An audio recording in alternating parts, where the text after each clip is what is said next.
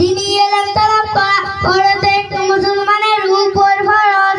4 নম্বর হাদিস শরীফ আত-তুহুরু শাতরুল ঈমান, translation into English ইংরেজি অনুবাদ purity is the part of ঈমান।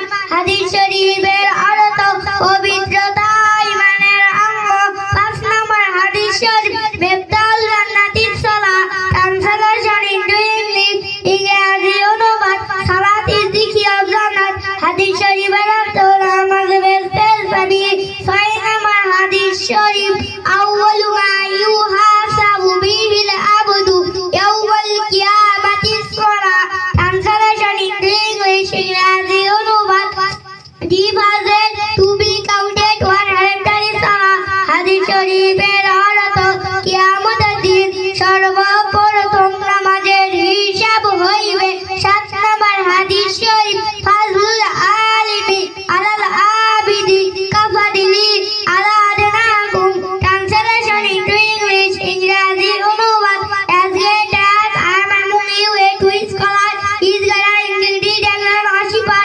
হাদিস শরীফের অর্থ তোমাদের মধ্যে সর্বাপেক্ষা ছোট ব্যক্তি হইতে আমার মতবা যত বড় ফাইল আবদের চেয়ে একজন খাড়ি আলমের মতবা তত বড়।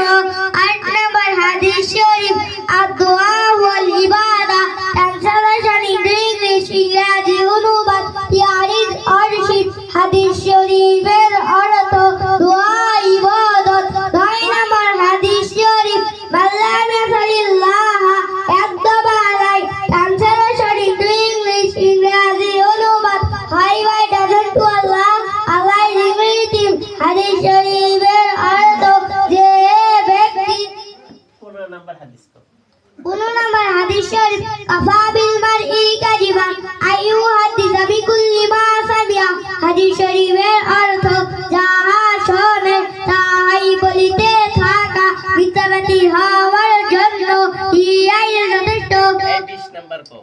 20 নম্বর হাদিস শরীফ লা দুখুলুল জান্নাতা কাত্তাতুন।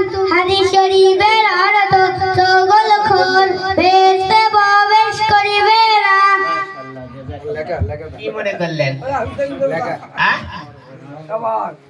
এতগুলোর দরকার নাই, একটা হলিতে যথেষ্ট। আর কি দরকার আছে? এরা কি খাও পাইলো কিনা বলেন? আল্লাহ রাসূল সাল্লাল্লাহু আলাইহি সাল্লাম বলেন যে ব্যক্তি আল্লাহর 99টা নাম, এ ভাই ছবি না তুলি, এরা দোয়ার মাহফিল ছবি